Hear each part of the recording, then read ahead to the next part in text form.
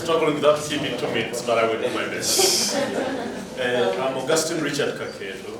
I'm a Kenyan of Ugandan extraction. Yeah. I've been in this country since 2004, by virtue of which I practice both in the High Court of Uganda and the High Court of Kenya. Wow. I just joined the practice in Kenya in March at the last enrollment. I was allowed to practice in Kenya. I was in this country in 2010 when the religious leaders asked us to say no to a constitution that looked very beautiful. Okay? And the masses were wondering, why are the religious leaders asking us to vote no to a document so good in governance? Because the document had big problems in the area of faith and morals.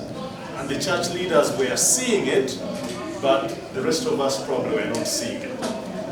So I was part of the process that went around explaining to people why the religious leaders had asked us to vote no.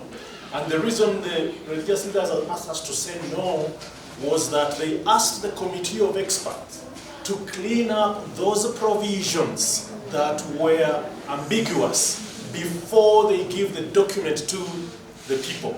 And the committee of experts refused. Why? There was too much pressure from where the money to drive the process was coming from. I mean, we have letters of Hillary Clinton writing to the head of state demanding that a specific provision remains the way the committee of experts had drafted it. Okay? So that kind of pressure was just too much. So then they decided, let's take the document to the people. And of course, we had a 33% and they had 67, okay? 4 million, I think, to 2 point something million. Now, something stood out at that time that I always share.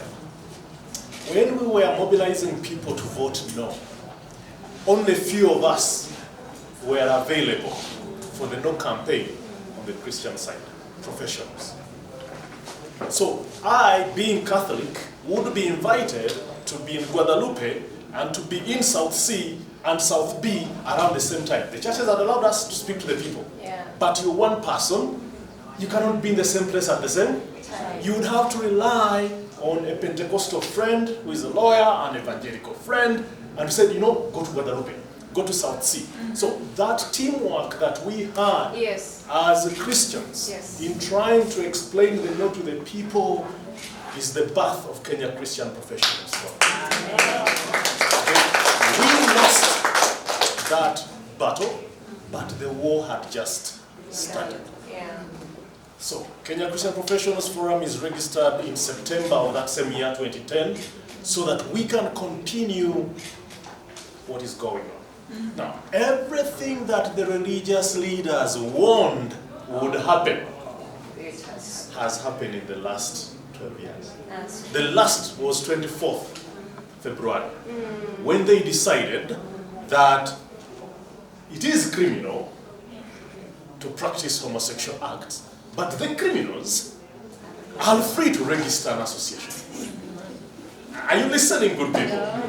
Now, the provision that was extended, Article 27(4), is a provision we warned because it was taken word for word from the South African Constitution, which is already open to this practice.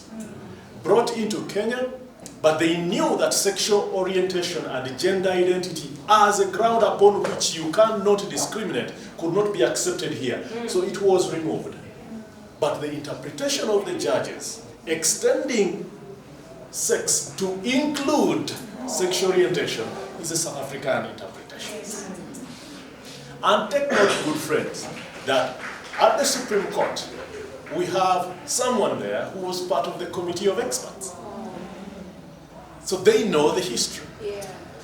I know there's an attempt to appeal and to review the judgment.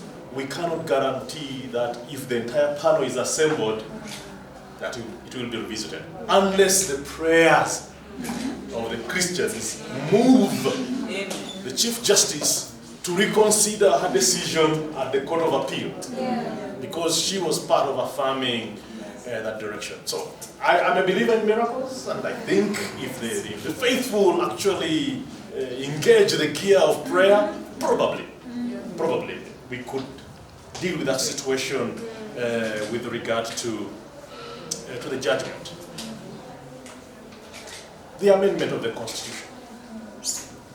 When we were asking people to vote no, they said, you Christians, just keep quiet, tutarekebisha. That's the word they used.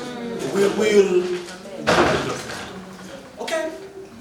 When BBI came, when Punguza Mzigo came, the church issues were not anywhere to be seen.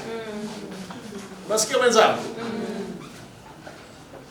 Now, what happened on 24th is a historical moment, and it is a constitutional moment.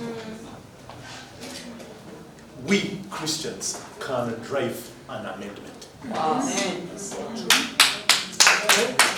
And all our issues that we raised in 2010 and were ignored, and were consistently ignored in the past 12 years, we can ride on our numbers and push an amendment. So when Antonina told me, Mzazi, the intentional parent is a movement, and that it is a grassroots movement, this is the place to be, to mobilize our people on these issues.